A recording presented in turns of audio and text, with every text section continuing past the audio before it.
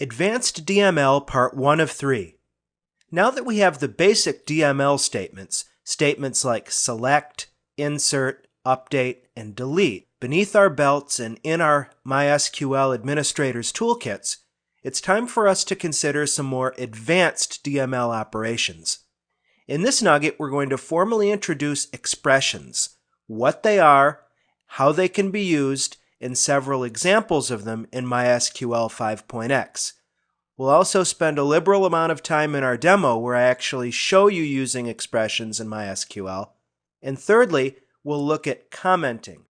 I've made points earlier in this training talking about the importance of documenting your SQL.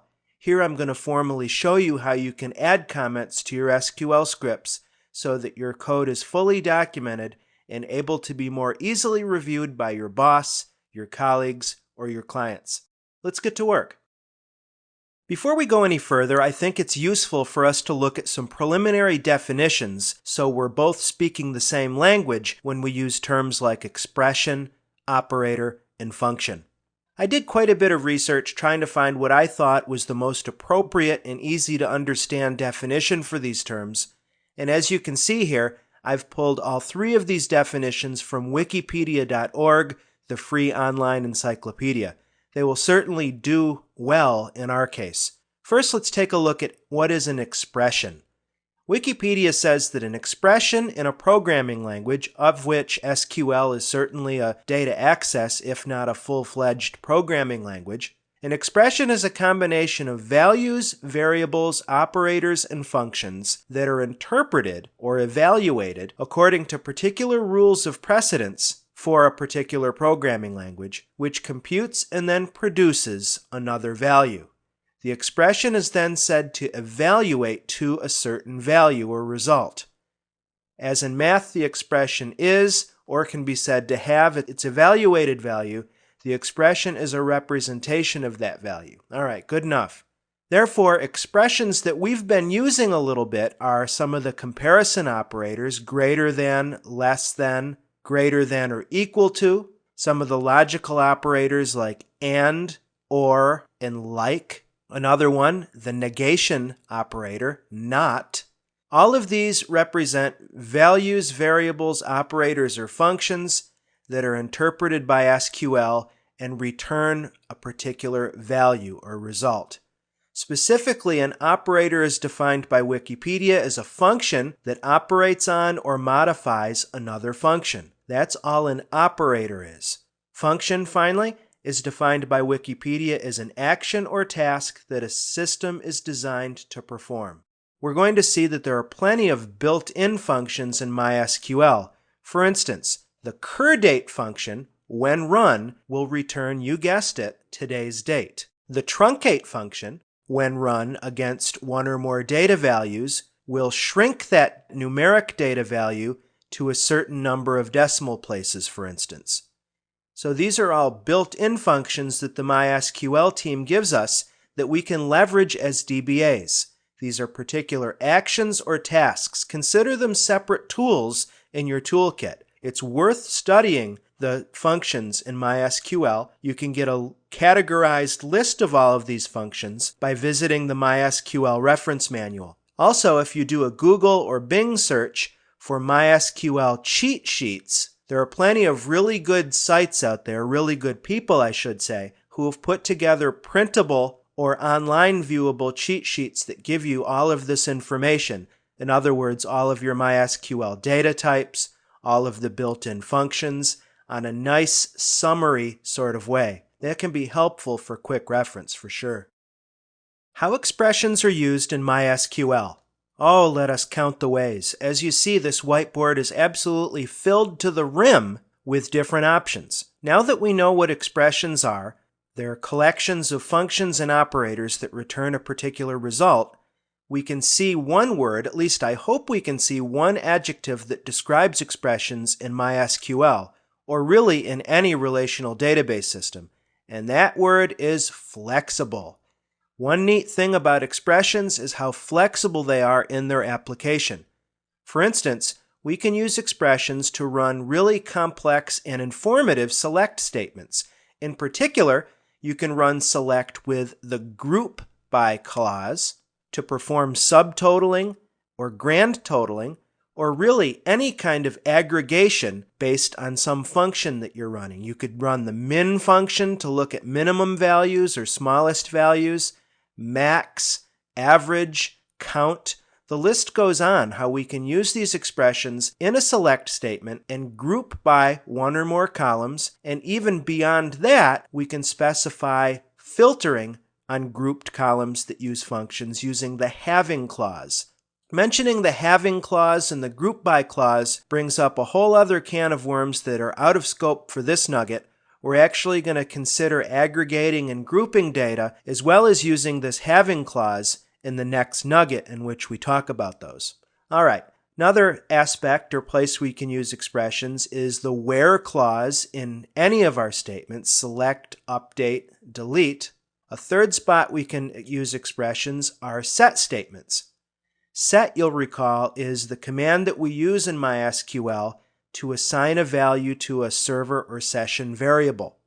Column values, for instance in views, is another excellent place where we can use expressions. A simple example there would be, you might be writing a view that returns employee data, and instead of separating the first name and the last name columns, you want to just see a single column that says last name, comma, space, first name. That's very easily done using the concatenate function. In fact, I'll show you how that works a little bit later in this whiteboard series and certainly in the demo. Stored routines are yet another place in MySQL where expressions can be used. Stored routines is the same thing. It's a synonymous term to stored procedures in the MySQL world. Stored routines is what the MySQL development team refers to as a piece of compiled SQL code that's stored in the database and is meant as a time-saving method for repeatedly performing that same batch of statements. So we can leverage all of the programming features of SQL to encapsulate business logic into a stored routine, and then whenever we need to perform that business logic, we can simply execute the stored routine. Stored routines provide excellent means of automating database and DBA activities, providing application security, and just frankly reducing the human error component of handwriting code. Stored routines will be discussed in other Nugget series for the DBA or Developer Certification exam packs. They're out of scope at the associate level. Finally, we have what are called UDFs. This is also out of scope formally for what we're doing at the CMA level, but it bears mentioning. A function is kind of like a routine. Stored routines and functions are similar. The big difference between them is that stored routines are less flexible in their application than functions. You can create a function that, again, is a compiled collection of SQL code that encapsulates some piece of business logic or some action that you want to take on data. Remember our previous definition of a function.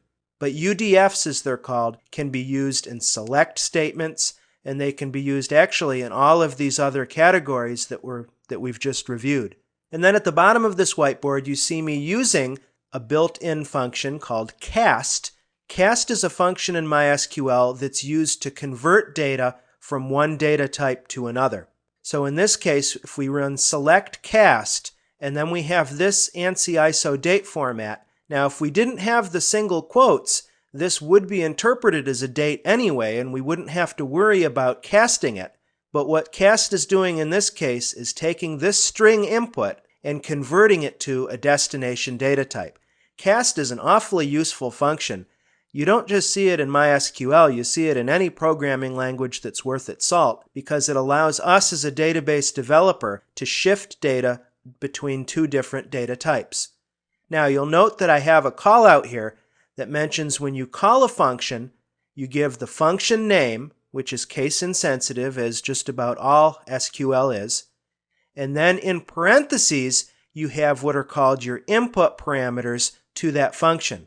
And it's important that we don't have a space between there. So we have the function name, and then in parentheses you have your input parameters, and the specific syntax that you use here is going to be wholly dependent upon the function itself. You'll recall in an early nugget in this series, I showed you how to access the help system by running help contents in your MySQL prompt. Once there, you can delve into the MySQL reference manual to get a syntax listing of all of the functions that are supported by MySQL 5. Let's take a look at a particularly complex query that leverages expressions. This query I borrowed from the MySQL certification documentation. I would recommend that you visit MySQL reference manual for lots of really good sample code like what we're going to discuss here. Now you see in this example, we're running a select statement. Now let's quickly jump ahead to our destination table from country. So we're pulling all of this data from a single base table. But look what's going on here. Instead of just running a select and listing one or more column names as they are, the author of this query really got jiggy with it, so to speak, by playing around with the columns in the country table. For instance, the first return is being aliased as, well, actually first we're pulling name from the country table. That's going to be right here. That's untouched. And we're actually ordering by that name, ascending, and we're limiting our return to 10 rows. All right, so that's what we have there. The second column, as you notice, is being aliased as people per square kilometer. And what's happening here is we're using the truncate function to perform numeric truncation to 2 decimal places. That's what the comma 2 means. And the truncation is happening on this expression, population divided by surface area. And that's simple arithmetic to arrive at a particular value. In the third column, we're aliasing this as GNP trend. And what's happening here is an if function is being evaluated such that GNP, if it's greater than GNP old, it's marked increasing. Otherwise, if this expression evaluates to false for a particular row, then the column is returned not increasing. If is a really useful function, again, not just for MySQL, but any programming language, even desktop applications if you've used Microsoft Excel, which is a legitimate database in its own right, you can get an awful lot of mileage using the if function. That's definitely one you want to keep in your toolkit right there. And that's really it. So what at first blush appears to be a really gnarly query really isn't so bad when you understand the basic mechanics of how to call MySQL functions and how you can write your arithmetic expressions. Here's another sample expression for us to look at. Here what we're doing is selecting just a single column, and I should have used the term as here. Remember that to alias a column name or a virtual column name, the as keyword is optional, but I strongly recommend you use it just to keep your code strict. But anyway, this select statement is returning a single column labeled full name from the customers table. We're limiting our output to 5 rows. And what's happening in the select specifically is what's called string concatenation. Very simply, we're taking 2 columns from this customer's table, contact last name and contact first name, and we're concatenating them. Concatenate means to combine. Now, if we just ran the function concat with contact last name, comma, contact first name, the result would be ugly indeed. The first row, instead of showing Schmidt, comma, Kareen, would instead just look like this. Schmidt Kareen, and that is not a space here. So in order to make this more human readable, in your concatenate statement, you'd throw in a third piece of the puzzle. Remember, anything you're concatenating, whether it's a column or just what's called a string literal, as you see here, needs to be separated by a comma. So what we have is contact last name, comma, and then let me magnify this. We have, in quotes, comma and a space, and then we put a comma after it. You basically have a comma before it and a comma after it. So in single quotes, we're defining what's called a string literal, or a literal string value, because what we want to see is the last name, comma, space, first name. So tick, comma, space, tick, comma, and then contact first name. And that's all there is to this query. For our final subject in this nugget, let's talk about commenting in MySQL 5.x. When you're logged in interactively to your server and you're just issuing what are called ad hoc queries, commenting really doesn't make any sense because as soon as you hit the go button or the enter key, and as long as you have the proper statement terminator after your statement or statements, MySQL is simply going to process that code and there'll be no record of what you just issued unless you've got logging and so on configured on the server. Therefore, in most shops, at least most shops with which I'm familiar, where all modifications to a database need to be recorded somewhere, in this case, you're recording your SQL in a script file, and here is where commenting really comes to the fore. Commenting is simply the addition of remarks, documentation, to-do items, communication that's placed in line with your SQL code but ignored by the MySQL parser. Commenting, if you're not aware of this, is used or supported in any and every programming language simply because chances are you're not working in a vacuum as a MySQL developer. Chances are somebody else should be looking at your code, if not definitely is looking at your code, and by heavily commenting your code, when I say heavily, we don't necessarily need to go overboard. The degree to which you comment is going to be up to your shop rules, but it nonetheless makes your code more legible and also the P word, portable. There's nothing worse, in my humble or not so humble opinion, than a MySQL administrator or developer who does all of his or her work in as cryptic a way as possible just to preserve their job security, such that if that individual does leave the organization, the next person who steps in looks at their code and just has no idea what the original author was thinking. I don't like that at all. It's bad practice. Commenting can help because your code is more portable, and when somebody comes upon it for the first time, they can make better sense of your code in a reduced amount of time because you've taken the time to leave comments. Now that I've justified the importance of comments, let's look at the 3 types of comments that are supported in MySQL 5. By the way, any of these can be mixed and matched as you see in the sample code, and which comment style you use really depends on a couple of things. It depends on your past experience with different operating systems and RDBMSs, and also deals with whether or not your comment is a single line or multiple lines. First, we have what's called the Unix shell style comment, and this is using the pound sign, or formerly known as the octothorpe, space, and then your comment. The Unix shell style comment, you can see these in, for instance, your MySQL option file. Comments are used with this particular character.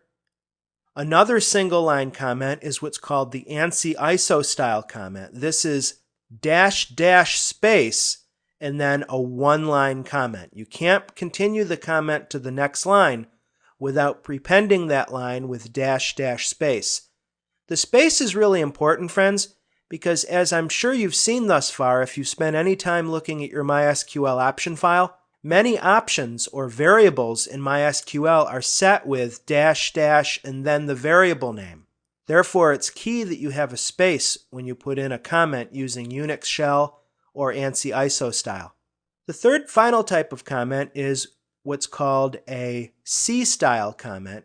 This comment type is called C-style because it's what's been used historically in the C programming language and is carried over to MySQL. Actually, MySQL is a C program, so this makes sense from a genealogy standpoint. And the way this works is when your comment's ready, or you're ready to start your comment, you'll do /* and then anything after those characters becomes a comment. So /* space, then your comment. When you're finished, it's space * /. All right?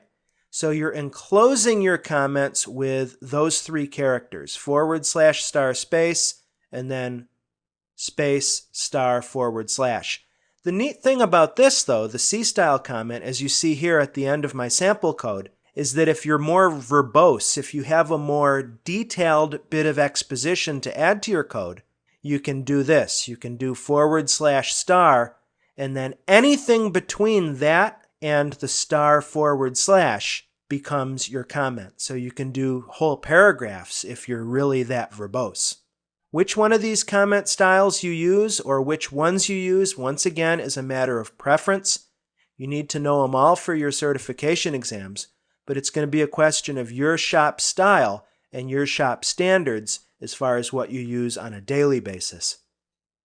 In our demonstration, I'm going to show you how to use several expressions and built-in functions, and we'll also spend just a little bit of time using comments and SQL script files.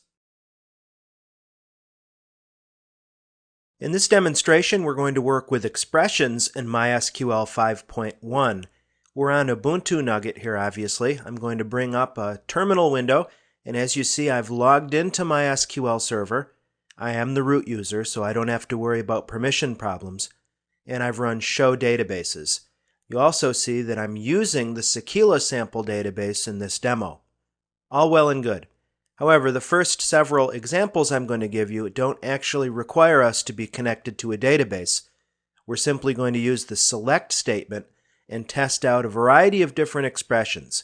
We'll start with numeric expressions, then we'll work with string, temporal, and expressions, and then finally functions.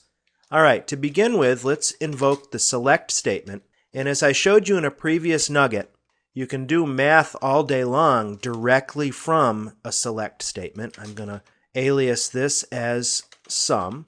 And we'll also try something else here just to show you, depending upon your SQL mode. I do happen to know that my SQL mode is null on this server. So you want to be careful for things like you're about to see. You see what I'm doing here? As I'll call this data switch. And what we've got going on here is I'm combining a 1, which is obviously an integer data type, at least that's what MySQL will think, and MySQL will attempt to combine that 1 with a string literal that happens to be 1. Now what do you think is going to happen? Well, as you see here, the first column comes back as sum. That's a simple 2 plus 2. I mean, that's obviously a trivial example, but you get the idea. And you notice for the second column that I've aliased to data switch, MySQL did a type conversion, and even though this 1 was a string literal and intended to be a string and not a number, MySQL, because of its permissive SQL mode by default, it type converted it from string to numeric, giving us a sum of 2 in that case. Next, let's try a fairly commonly used string-based function. We'll use the concat function in this case. Since we're using Sequela, let's run a show tables, and what we're going to do is connect to the customer table and concatenate a first name and a last name. Of course, we can use the describe keyword on the customer table to get a run of all of the columns in this table, and as I just mentioned, we have a first name column and a last name column. Now, we can always select first name and last name from customer, and I'm going to limit that to 10 records. But as I mentioned, in a view in particular, you may sometimes want to see last name comma first name or first name space last name. That's actually what I'll do in this demonstration. So in this case, since we want to perform some operation on these columns, we can invoke one of MySQL's built-in functions.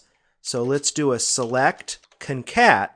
And in our parentheses, in the arguments for this particular function, what we'll simply do is pass in first underscore name, the first column, comma, and then we're going to want to use a string literal value to give us the space. So I'm going to do a single tick, space, single tick, comma. That's going to be our empty space between first name and last name.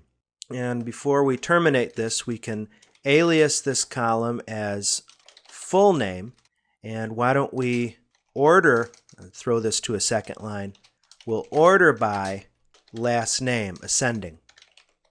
Again, we see the problem here is pure syntax. Get used to it as a MySQL developer, that's for sure. We need to throw in the from declaration to specify that we're grabbing these records from customer. All right, so select concat as full name from customer, order by last name. And then we finally get our response. 599 rows. Wow. Let's throw in a limit 10 on that to bring back a little bit more manageable of a set. All right, so now we have a full name virtual column that gives us first name, space, last name. We're ordering by last name and bringing back 10 rows. In addition to having MySQL perform transparent data types, you know from the whiteboard section of the course, we can always use the cast function to switch data types manually in our expressions. However, speaking of type switching, you notice that the names here for these customers are stored in uppercase. If we had need, for instance, to export this row set to another format, let's say a file or whatnot, and we needed the convenience of lowercasing, we can use the lower function. And by the way, the upper function in MySQL works the same way. It'll take lowercase strings and convert them to uppercase. Kind of a special use scenario. So what we would say is select lower and then pass in the column name as FN, and then lower last name as LN. From customer, order by last name, limit 10. All right, so that gives us the first 10 records in the customer table ordered by last name, and you'll notice that we've case converted from uppercase to lowercase, and it works just the same way in reverse, of course. Let's move on to temporal expressions and functions. Another neat expression we can try is we can do some what's called interval arithmetic. Check this out. Let's say we run a select, and again I'm using string literal here, but we know that we're going to type convert this to a date. You can see where I'm going here. The ANSI ISO date format is 4-digit year dash month dash day. And we're going to say, take that string literal that's type converted to date and add, I'll use the interval keyword, and we'll say 10 day. And we'll alias this as mod date. And sure enough, we've taken that type converted date, we've added 10 days to it, and there you are. Can be used again in a special case scenario. Cool, so far so good. I'll tell you, why don't we play a bit with null? Null, I think, is a very useful expression, or actually it's a value in its own right. Remember, null refers to nothing. In terms of if there's no data stored for a particular value in a table, in a row, then that value is considered to be null. And we know that we can specify, or mandate, should I say, a value for a column by saying not null in the column declaration. What you've seen me do right here is I've issued a describe customer again, and just to review some of these fields, you see that we have customer ID, first name, last name, email, and note that nulls are allowed in all of those columns, or all of those fields as they're also sometimes called. Therefore, if we wanted to get a run of all of the customers in this database, first of all, we can run select count, passing in star for the input parameter from a table to get a quick row count. And count tells us that there are 599 customers in our customer table. And let's say our question is, I want to see all of the customers who do not have an email defined. Remember, the issue of nullability is important because if we're allowing nulls in a column, we may have gaps in our knowledge in this case. So how can we do that? Well, we can use is null or is not null appropriately. For instance, we can say in this case, select customer ID, first name, last name, from customer, where email is null. And we could order by customer ID. We see that 8 records have returned, actually customers 1 through 8, and that is by design because the way the customer table is laid out by default, all of the customers, all 599, do have email addresses. So I made an update and set the email field to null for all of these customers. Therefore, we can rephrase this to say instead of is null, we could say is not null to see the exceptions. Now, how many records do you think we should see in this result set? If we've got 599 total and we have 8 who don't have an email, that should leave 591 that do have an email. Sure enough, 591 rows in the set. There you go. Let's finish this demonstration with a brief consideration of commenting support in MySQL.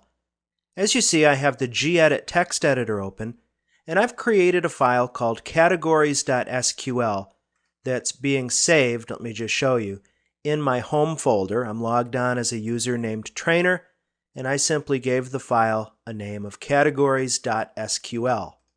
And in the file, you see I've done nothing more than use several SQL statements. I've used, well, just one statement actually. I've used the create table statement, and I'm defining a new table that I'd like to be in the world database. That it's important to qualify the database here, as you'll see in just a minute, so MySQL server knows where to put the contents of the script when it runs it. And it's just a standard issue table. I have an ID column that's a primary key, and a category column that's varchar, and I'm specifying the InnoDB engine. Very bread and butter statement. But you'll note that we can mark it up. So for instance, I'll add the Unix Linux comment, which is a hash sign or an octothorpe, optionally followed by a space, and then I'll just say this is the primary key. And then for category, I'll add in an ANSI ISO comment, which is _ space, and I'll say this is the second column. I'm always a little bit leery about using the ANSI ISO syntax because it's so easy to forget that space and confuse MySQL server. Remember that parameters and variables are often set with the ~x syntax. And then after the code, I'll throw in a multi-line comment using the C style commenting.